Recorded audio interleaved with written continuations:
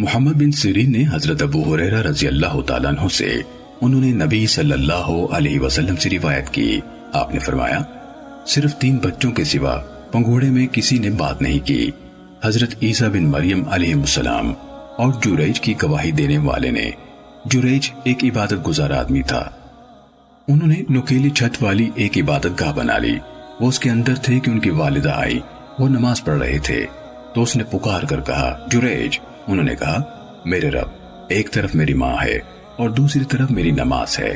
پھر وہ اپنی نماز کی طرف متوجہ ہو گئے اور وہ چلی گئی۔ جب دوسرا دن ہوا تو وہ آئی، وہ نماز پڑھ رہے تھے، اس نے بلایا او جریج، تو جریج نے کہا میرے پروردگار، میری ماں ہے اور میری نماز ہے۔ انہوں نے نماز کی طرف توجہ کر لی، وہ چلی گئی۔ پھر جب اگلا دن ہوا تو وہ آئی اور آواز دی جریج۔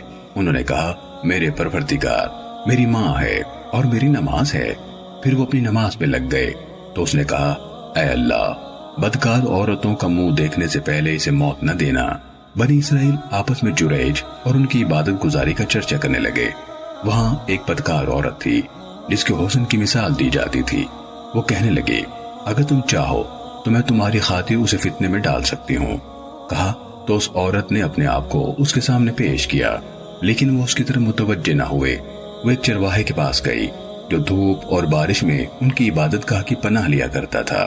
اس عورت نے چرواہے کو اپنا آپ پیش کیا تو اس نے عورت کے ساتھ بدکاری کی اور اسے حمل ہو گیا۔ جب اس نے بچے کو جنم دیا تو کہا یہ جریج سے ہے۔ لوگ ان کے پاس آئے، انہیں عبادت گاہ سے نیچے آنے کا کہا۔ ان کی عبادت گاہ ڈھا دی اور انہیں مارنا شروع کر دیا۔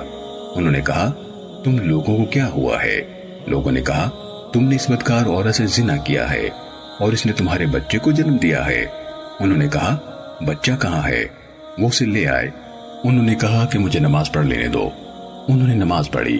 جب نماز سے فارغ ہوئے تو بچے کے پاس آئے، اس کے پیٹ میں انگلی چبھوئی اور کہا بچے تمہارا باپ کون ہے؟ اس نے جواب دیا فلاں چرواہا۔ آپ نے فرمایا پھر وہ لوگ جریج کی طرف لپ کے انہیں چومتے تھے اور برکت حاصل کرنے کے لیے ان کو ہاتھ لگاتے تھے، اور انہوں نے کہا ہم آپ کی عبادت گاہ سونے چاندی کی بنا دیتے ہیں۔ انہوں نے کہا نہیں، اسے مٹی سے دوبارہ اسی طرح بنا دو جیسے وہ تھی۔ تو انہوں نے ویسے ہی کیا، اور ایک بچہ اپنی ماں کا دودھ پی رہا تھا۔ وہاں سے ایک آدمی عمدہ سواری پر سوار خوبصورت لباس پہنے ہوئے گزرا تو اس بچے کی ماں نے کہا اے اللہ، میرے بیٹے کو ایسا بنا دے۔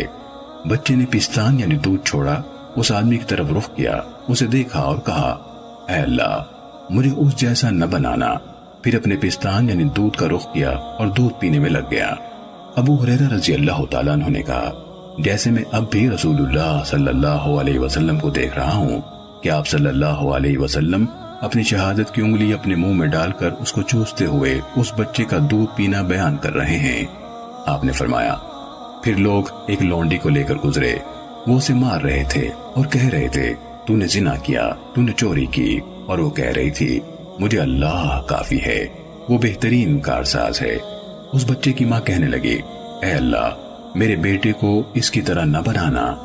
بچے نے دودھ چھوڑا، اس باندی کی طرف دیکھا اور کہا اے اللہ، مجھے اسی جیسا بنانا۔ یہاں آ کر ان دونوں یعنی ماں بیٹے نے ایک دوسرے سے سوال جواب کیا۔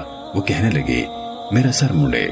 بہت اچھی حیت کا ایک آدمی گزرا، میں نے کہا کہ اے اللہ، میرے بیٹے کو اس جیسا بنانا، تو تم نے کہا اے اللہ، مجھے اس جیسا نہ بنانا۔ پھر لوگ اس کنیز کو لے کر گزرے، اسے مار رہے تھے اور کہہ رہے تھے تو نے زنا کیا ہے، تو نے چوری کی ہے۔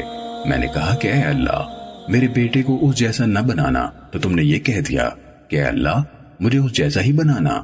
اس بچے نے کہا وہ شخص دوسروں پر ظلم ڈھانے والا جابر تھا، اس لیے میں نے کہا کہ اے اللہ، مجھے اس کی طرح نہ بنانا۔